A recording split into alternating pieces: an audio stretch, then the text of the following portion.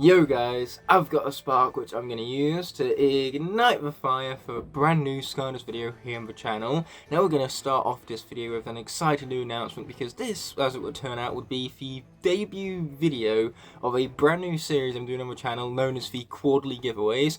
So once every quarter throughout the year, so winter, spring, summer and autumn, I'm going to be doing a brand new Skylanders giveaway, and the actual prizes for each quarterly section will be based upon how much YouTube revenue we earn, because naturally with me having a full-time job I have an excess of revenue I'm earning, so naturally I feel as though for revenue from a YouTube side of things isn't so important for me to actually live anymore. It's not essential by that means, so instead I feel as though it would be better off invested back into the channel where I can truly reward all of you for the support you've been giving me, because it's so humbling and so incredible to see such support on a month by month basis. So it's only fair that I give back to you guys in the form of these exciting giveaways.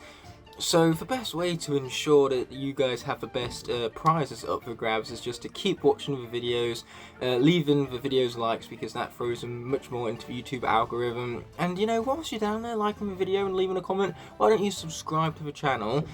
But that being said, I have on me right now £140 from YouTube revenue over the past quarter. So we're going to be using this as a budget to see what kind of rare Skylanders I should find. Now this will be my disclaimer here. When I use the word rare, it doesn't mean that every single Skylander I'm going to be finding in this video is going to be rare, and the Skylanders will also vary in their levels of rarity. So naturally some Skylanders in this video are going to be rarer than others, meanwhile others wouldn't even really be considered as rare, but putting that in the video title is a great way to let people know that this giveaway is something worth keeping your eyes peeled for. So naturally I checked out the Skylander listings for local stores, and I discovered that the Sutton In Ashfield store has a massive amount of Skylanders in stock, including ones which I would consider rare. So naturally that's the store we're going to be checking out today, and I'm very excited because the last time I was in Sutton In Ashfield, their Skylanders display was incredible. So let's check that out. Flashback. Aha, there it is. Didn't see it originally because that 5 for sale sign was kind of blocking it, but we have found CX all the same, so let's go check it out.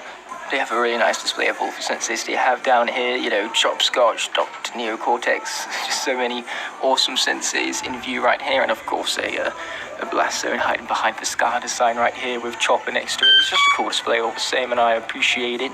So it turns out there's more Skylanders back there, several Trigger Happy, so I'm hoping they have a Trigger Happy I want in specific. There's actually a shopping centre right next to the CEX, so I'm going to check that out quickly, but as you can tell, I successfully even managed to pick up a Double Dare Trigger Happy, so that is freaking epic. End of flashback.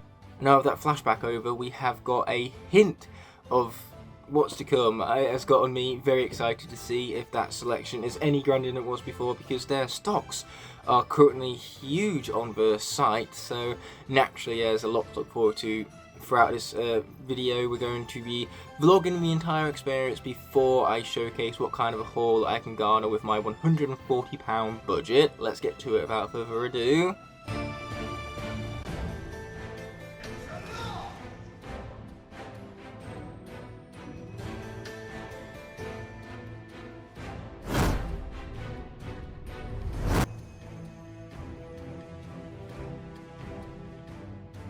Okay, so as you can tell from just the absolute raw awesomeness of this pole alone, we are clearly at Loughborough Station, so let's pull our focus to the actual station itself, where obviously we have the glorious usual sights such as the brush back there. But what's interesting is that I've taken up this small little corner at the edge of the platform here to film, and it would seem as though the station platform actually continues, but you'd be wrong in assuming that, because obviously the barriers are prohibiting you from entering into that part of the platform over there. So perhaps it was in use at some point, but then obviously they built the overhead bridge for all the traffic, so obviously that is no longer in operation, because that small thin part of the platform doesn't look particularly safe, especially if you find yourself next to a speeding train coming down. That's what you have the yellow line is for, to keep you at safe distance from those trains as they come speeding down. But yes, that is Loughborough in its entirety, but I feel as though I've rambled on long enough, so I will see you at Sutton In Ashfield without further ado.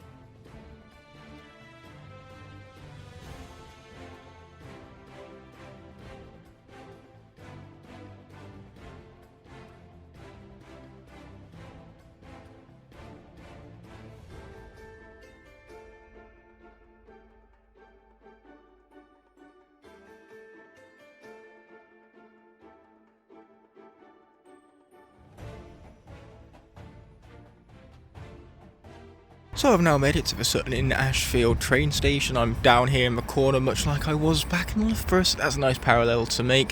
Regardless, the station is quite small and quaint, but it has some glorious floor patterns, and as you know with me, I like myself some glorious floor patterns, so Sutton is not off to a bad start. So as you can see right there, the journey from the station to CEX is a lot further than I originally anticipated, but that's alright, because we're going to make this work. Luckily for me, from here the route is pretty easy as we've just got to head straight down this road for another 24 minutes. What's some really nice fancy ass building doing out here in the middle of Sutton in Ashfield and all places? Either way, ignore the camera shaking, it's an artistic technique. It has nothing to do whatsoever with how cold I am right now and I'm literally shivering in my boots. Let's just say that with all this weather I'm glad that I at least have my hat on. Okay, so I've had enough of industrial estates now, it's time to officially head down a public walk path of all places. This is pretty glorious, I love all the greenery around here.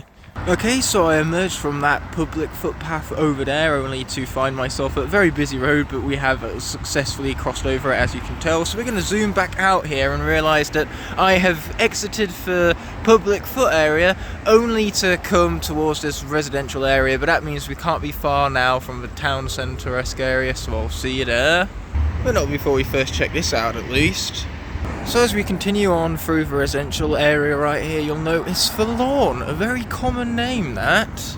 Nice of Universe to finally reward my efforts for once and allow me to travel downhill as opposed to uphill. But that being said, that Wilco marks the start of the town centre, so obviously that means we're just about here. So I need to find myself that CEX without further ado. As you can see from Wilco behind me, the store is pretty much closed like every other Wilco store in the UK. We're here in the town centre at last. This is all coming back to me now. This is very recognisable, especially that magnificent sculpture there in the middle. But what we're concerned about is that CEX over there in the distance. I want to get in there to warm myself back up again. It has nothing to do with Skylanders, definitely not. In fact, we're going in the shop to get ourselves warmed up again, and it's just by pure convenience that Skylander hunting can just so be conducted in the same place. That is very rather convenient indeed. Okay, so to the left of these phones on display, there is a desk in the employee area with a bunch of Skylanders on top of it, including the likes of Jawbreaker, Gusto, Bushwhack, and even a turbocharged Donkey Kong as cherry atop the cake. But right next to it is even more interesting yet, they have a massive tub of Skylanders that I cannot wait to explore further. But speaking of exploring things further, there is further down the store an actual Skylanders display with the likes of Double Dare Trigger Happy, which is ironic because this is the exact same store where I got my personal Double Dare Trigger Happy, so it's interesting to see it in the store window once again. And on top of that, they also have the likes of Shortcut, which is awesome to see. Okay, so I'm now done with Skylanders Hunting at CEX, and my backpack is currently full because I got a massive haul, and it can be summed up only one way. It's a range of Skylanders. I'm not going to apologise for that pun, despite how terrible it was, but regardless, I'm going to have to make my way to Loughborough before I can showcase said haul, so naturally, let's get to it. So as you can tell by the change of the natural lighting, I have unfortunately been waiting at the Sutton station for a while now, but by the time I get back home to Loughborough and showcase this haul, you guys are going to see why it was absolutely worth it. So I will see you back home, where we shall get to the very haul I've been alluding to for the past 2 clips now. Okay, so as you can see from my surroundings, I am in fact back home, and I have with me a massive Skylanders haul in this bag. You can see already that it has some weight to it, so I'm very excited to showcase what is up for the giveaway pool for this first quarterly giveaway, the Winter 2024 giveaway. And that's going to start off with one of our least most exciting characters, Bushwhack, but knowing that Bushwhack is one of the least most exciting characters goes to show that there is so much more to come from it than just that. So next up is going to be Lobster. Again, we're only going to get rarer from here, but this is still a pretty impressive find. Trapmasters in general are a pretty impressive find. Then there's Wildfire, which is rarer than you'd expect for a Wave 1 Trapmaster, because Wave 1 is released in absurd quantities for every Skylanders game. But that is a problem, because they release so many of these characters for Wave 1 when the game first comes out and is at its peak of its hypeness, so to say. After Wave 1, they don't re-release these figures, so Wildfire, if you didn't get him in Wave 1, he wasn't restocked again, and you really lost out on the chance to get him. So that's why him and a lot of other Wave 1 characters are rarer than you expect. They certainly aren't rare, but at least rarer than initially what meets the eye. But enough of Transformers references, we're going to move on to Blastermind, another awesome Trapmaster at that. Then next up we have some more Trapmasters. I got a ton of Trapmasters whilst I was there because Trapmasters and Senseis are the most desirable Skylander figurines. So we did not skimp on how many Trapmasters we got, including the GOAT herself, Gear Shift. That is incredible and amazing find because she is so overpowered in game. And continuing with the Trap Team theme, we have King Cobra Kadabra of all things. We have Cobra Kadabra, but cooler. And who could have guessed that Cobra Kadabra got even cooler? But anyway, from there we have a swapper this time actually, and it is going to be Doomstone, the rarest and most expensive swapper, at least in terms of the main set. Obviously that changes when you take into account variants and chase variants. But Doomstone is an awesome find. He was the last Skylander from Swap Force ever to release, which is what made him release in such low quantities, and therefore with low supply and high demand he became rare and quite expensive quite quickly. But then next up we're going back to the Trap Team side of things, where we have Crypt King, who still has a sticker on his base. But yes, yet again, a Wave 1 Trapmaster that has grown in rarity over the years because he never received a re-release after his initial release in Wave 1 of Trap Team. But man, did they kick off Trap Team with a strong start with characters such as this, who really broke the game. He was so overpowered that it made the game incredibly easy, even on the harder difficulties, mind you. And for Trap Team, that was really saying something. Then next up, we have Shortcut. Yes. The most expensive main Trapmaster on CX's site. That is obviously, once again, excluding variants and chase variants.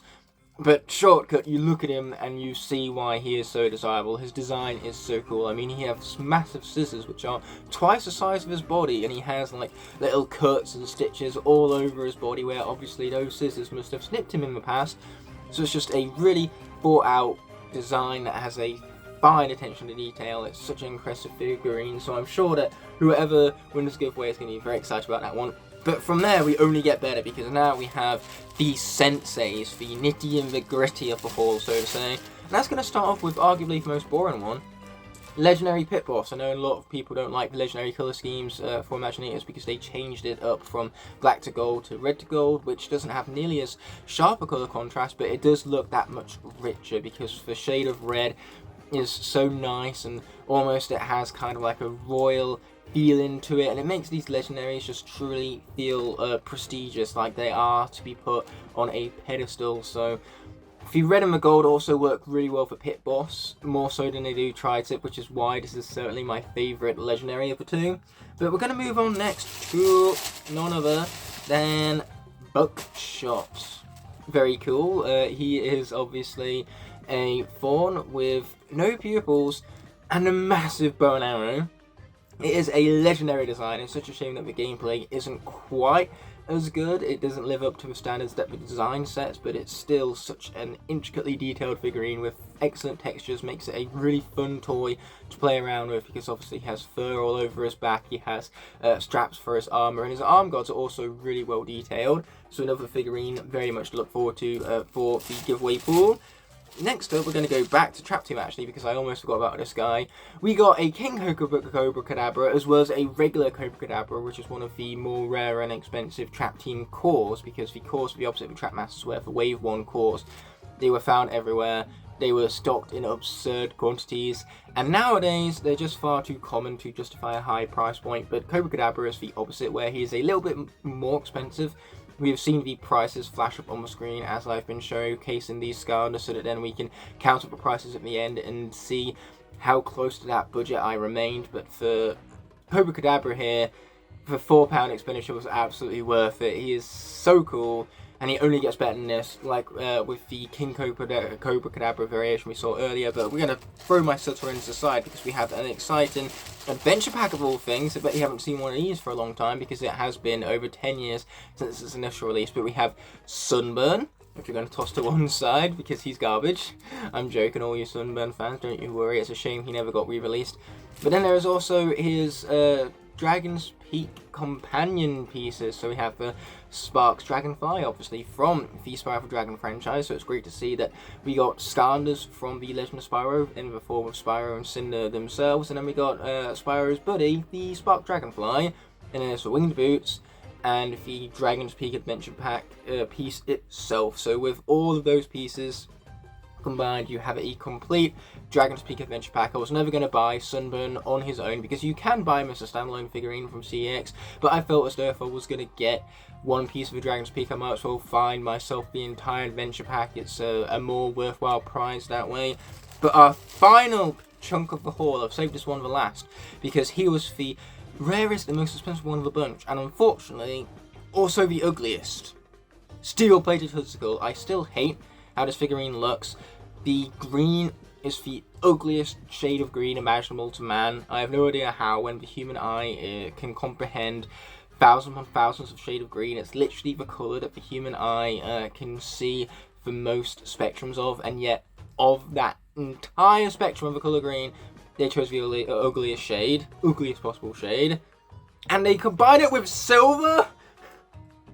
It might be an ugly variant, but it is an expensive and a rare one. So this figurine truly lives up to the video title, and I'm sure someone out there will still love to win this as part of the giveaway pool, which has very much been elevated by the might of a rare and expensive figurine. You can see on the screen just how much I paid for this one, because at CEX it is more than a recommended retail price. It is insane how rare and expensive this guy is, but to some degree he is awesome. I mean, at the end of the day, he does have good gameplay to make up for how bad the colour scheme is, but the design is still fantastic. It just so happens that this colour scheme doesn't fit the design very well, but then again, I don't think this colour scheme would fit any design very well because it's a bad colour scheme.